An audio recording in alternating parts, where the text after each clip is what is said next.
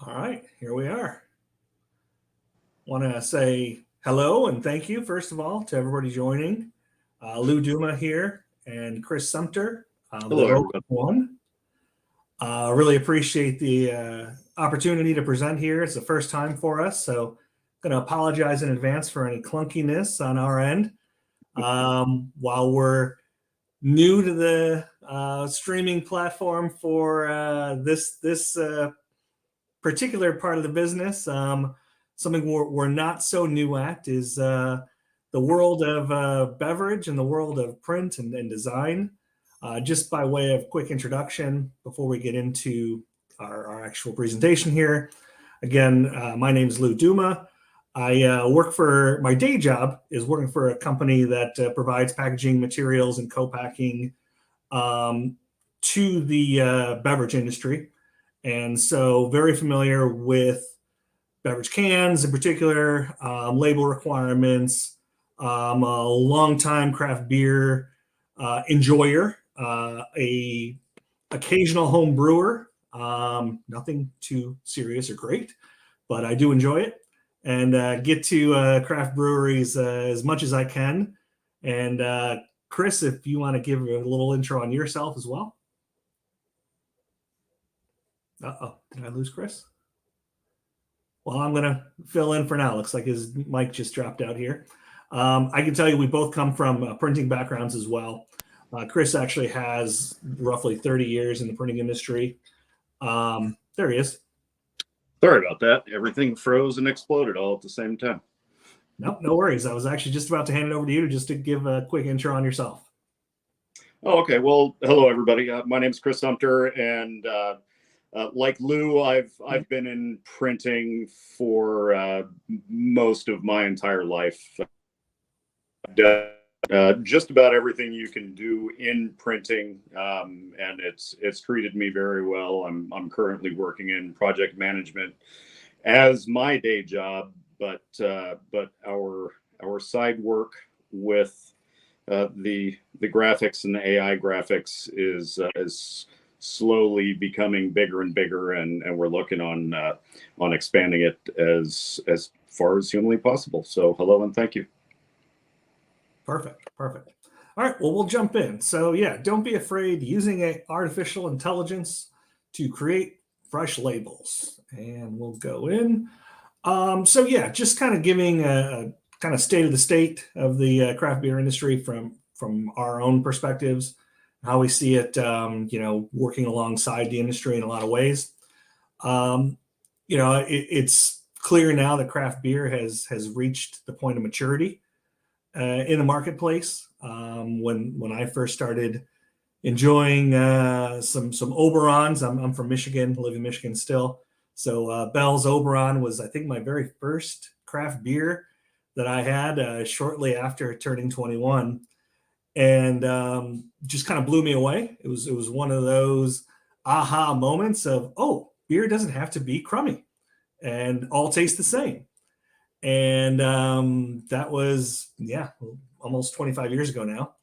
And craft beer at that point was still very much just kind of getting its legs underneath it, trying to figure out what it was going to do, where it was going to go. And now at this point, we see, there's a craft brewery pretty much in every town, multiple, of course, in small towns, even, just it's everywhere. And now, as a mature market, there's changes and threats that are, out there, of course, occurring on a daily basis, as is typical of a mature market. And so you have your market interrupters, whereas craft beer kind of enjoyed that segment of being the interrupter 20 years ago, even 10 years ago. Not now, as a more established place within the beverage industry, craft beer has to kind of contend with the new interrupters. So, it started with the seltzers. Now we're seeing the just proliferation of RTDs, cocktail cans in the marketplace. You're seeing non-alcoholic beers and your mocktails that are, definitely taking the place between dry January and I forget what the one they're saying for October now, but it's kind of everywhere. Just a lot of people that are trying new things. You've got your CBD and your cannabis drinks that are out there. So just a lot of different varieties of beverages. And so the shelf space is all the more so crowded. Where you used to have a couple of aisles at your grocery store, I mean, I count it now. It's you have your soda section, you have your beer section, you have your energy drink section. It's continuing to grow and grow, and the number of choices the consumer has, they're just numerous. And so, as such, the customer base is also very used to trying lots of new things, and they like the shiny new things out there. They like to have a variety and try different things. Brand loyalty isn't what it used to be. I think, Chris, between yourself and myself, and you think about our parents, and they're a single Bud Light loyal kind of guy, or I don't know what you grew up with, but it's pretty much one or two brands in the house at any given time, and that was it. And so, continuing on down that path, the economic pressures on the industry and craft beer are real. We've also seen inflation over the last few years since COVID. That's driven up the cost of materials, driven up the cost of ingredients, and the cost of labor. And customers that have previously been willing to pay more for craft beer, and that have really kind of paved the way for craft beer to take the place that it has, it's now being weighed against some other options that are out there. You have more choices that they have, as we previously discussed, both beer and non-beer. You have, because of a lot of the inflationary pressures, disposable incomes that are more limited now than maybe what they were 5 years ago. You have continued blurred lines between what actually is craft versus what is macro. What the import beers that are out there. Funny to just kind of see, moving on to this last part, the brand loyalty and the politics that takes its place now in the industry. It's been really interesting to just kind of watch from the sidelines folks that take a what would be called a woke position, and then pay the price for it, and then walk it back, and then it just there's people that get themselves into more trouble by saying something, and then just everybody's mad.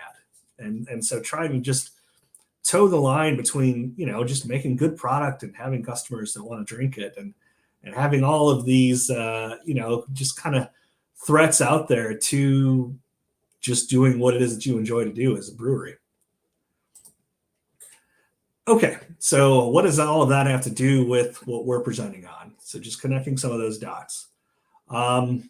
Consumers continue to demand a greater variety of options, but they're looking for stable costs. They're only going to pay so much for that special release beer.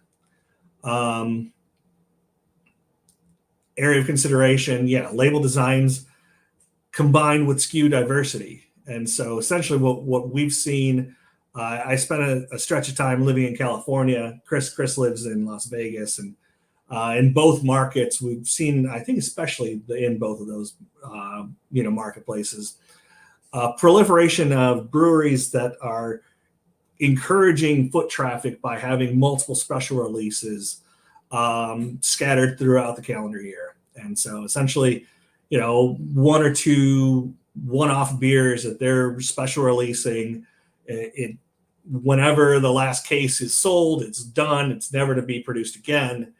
And the idea behind that is just getting people in the door, building a demand for their product because it's a one-off, and watching as people line up outside to come and buy said beers.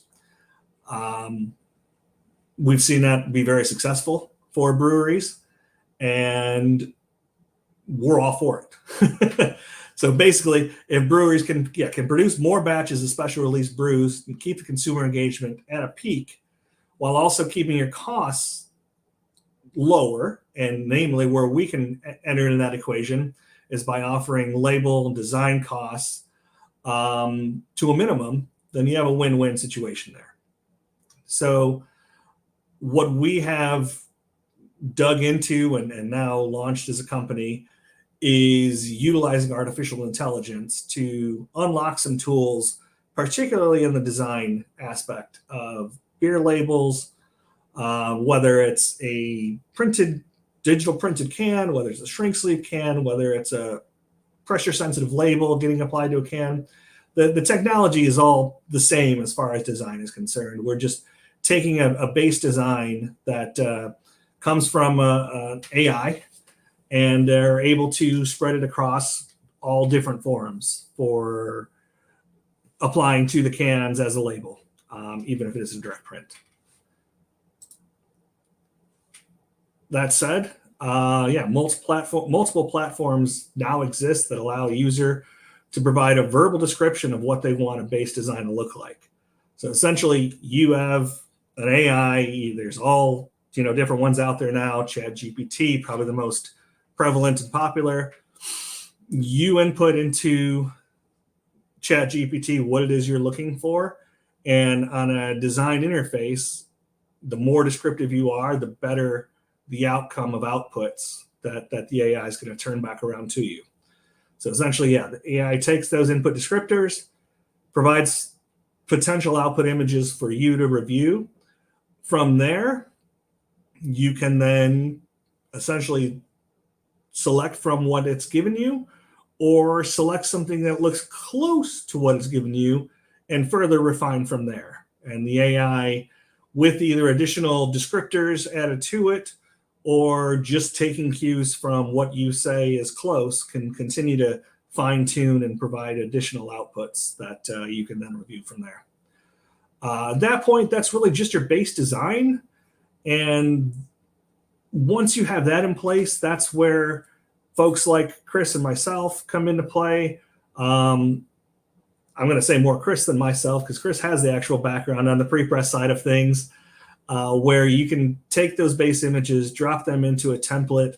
Again, that template can be a digital printed can, it can be a shrink sleeve, a PSL, whatever the ultimate label that you're going to put onto a can or bottle is. We can drop those designs in a template, and then also add in a logo, whatever copy you want to have, your descriptors of the beer. Of course, you're going to want to list what hops you have in this special release, what the ABV, all of the pertinent TTB info. That all gets done by us still as, the human side of it, and we go from there. Okay, so let's give an example. Again, starting with the base design. So you as the human telling the robot, the AI, okay, I want a can design for a Neo Pina Mango Hazy IPA beer. I'm making this up. Can you design with a pineapple and whole ripe mangoes spilling out of a brown wicker basket onto a countertop with a lime green background in a neo-impressionism art style? There's a lot going on there, I grant you. But this is kind of used as an example because this is exactly what we put into the AI as an input. And the more descriptive that you can be by describing an art style, even by describing backgrounds, whatever it is that you want within the design, the more descriptive you are, the better the chance of the AI giving you something that is in the ballpark of what you're looking for will be. And so from that, AI comes back with 4 different options. Okay, input received. Here's option 1. You've got your pineapple, you've got a mango cut in half, another mango, the wicker basket, the lime green background, neo-impressionism style. Option 2, similar, but you're still seeing some variances there. A little different shade of green. Wicker basket, the 1 pineapple, multiple mangoes. Option 3, again, still following along that same theme, but with some differences. And now option 4. Again, now you've just gotten different shades of background. You've got the countertop. You've got the same core basics, the pineapple, the mangoes, the wicker basket, and all of this just generated by the AI. So between those 4 options, you can pick one of those as a base design, or you could refine further from there. In this case, we actually liked option 2. That green background, everything, you take a look at it. It is kind of that impressionism art style. You know what you're looking at, but it's a little artsy. So we selected that one. And now from there, Chris was able to take that base image and now stretch it onto an actual PSL label design. So we then dropped in our logo. We dropped in, your independent craft beer supporter, 16 fluid ounces.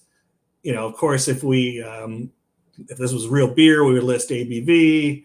Any kinds of codes that you might have for tracking. Oh, and Chris is modeling it. Yes. Well, any of your descriptors for the beer itself, of course, can get dropped into the label as well. Adding your TTB required info, your Surgeon General warnings, again, like I said, your ABV, your vessel size, all of that is something that we're able to go ahead and handle on our end. Once we have the base design approved, those items get added quickly and easily, and finished product is turned back around to you in a matter of a couple of days. The AI generation of the base image is within seconds of once you've entered the descriptor itself. So yeah, that's what the PSL looks like. Chris showed you, and what I'm showing you here too as well, that we actually did have digital printed cans made up of this design. That's what they turned out and look like. I've also got a couple handy here as well. And yeah, I mean, it looks, I'm getting a little blurry here, so we'll just defer to what's on the screen. But it is the look and feel of exactly what so many other eye-popping designs out there are. You can pretty much come up with all kinds of different designs that we were talking with Andrew beforehand, and he was showing me a design, with like a cat and an astronaut outfit, working in a lab on something, just any numerous combinations of what might be outlandish ideas, that we're able to just generate in a matter of seconds using the AI generator. And to that point, just a quick call out that all of my backgrounds on the presentation here also AI generated. We basically, I think for that one, plugged in rusty robots working on a beer in a shop floor, setting, something along those lines. And, the AI is giving us a few different options that we're using for that even. Okay. So then you're able to, run with it. 2 days. As far as we're concerned with our company, we're, doing a base charge of $250 per design. You've got a ready to go label, whether it's digital print, sleeve, PSL, direct print. As mentioned before, both Chris and myself, we come from craft beer, beverage backgrounds. We understand TTB regs. We are familiar with, not every state, of course, but like I said, I've lived in California. I live in Michigan now. Understand ABCs, different state requirements that maybe if you're not going across state lines, you just relegated to what your state requirements are. Well, we have some familiarity with those as well, but really TTB is kind of like what we're defaulting to, and that's generally what a lot of the states will default to as well. So when it comes to getting that final design that's going to either be submitted to an ABC type of review process or a TTB, you should have it right and ready the first time. There shouldn't be much that would require any changes there. Moving on from there. All right. Wow. We've gone through this more quickly than I expected. I don't know if I was talking to Andrew beforehand. It sounds like we might not actually have a live Q&A. But Chris, I've been taking all the time and language here. It sounds like you might be muted. I can't hear you. Try now. No, weird. Nope, can't hear you. Oh well. Well, slight technical difficulty. Try now.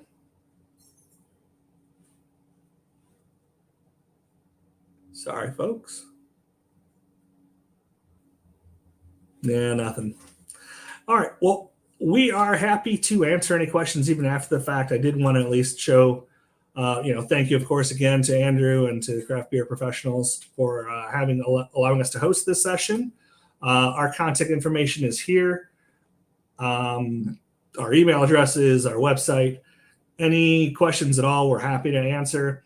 I understand, and kind of like we were saying at the outset, we're not looking to replace your in-house design, or we are looking to add another option out there for different breweries that allow you to continue to diversify your number of SKUs that you put out there. The whole concept here is we can do this quickly, we can do this efficiently, and this isn't intended to be a threat to the industry. I think a lot of people, when they hear artificial intelligence, and that's what we we're kind of chuckling about beforehand, you get this Terminator vision of, oh my goodness, what is this going to be? And that's, we kind of say it tongue in cheek. I mean, with the Robots One, it's intended to be a little bit of a jab at that, where, we're at the end of the day, a couple of humans that are familiar with this industry and, see that this could be a real tool that can be used, whether it's us that are putting it to work, whether it's your designer in-house that's putting it to work. I think that there's a place for it within the industry. It's going to save on time, and then therefore it should save you on money. And we're excited for what designs that we can bring to the fore here, and excited to hear your ideas as far as what you might look for as far as design ideas that we can help you bring to life. So looking forward to any interactions beyond this, and please feel free, contact us, email, phone, via the website, and we look forward to working with you. All right. Well, sorry, Chris, about your sound. Thank you for joining, and we look forward to talking with you all later. Have a great one.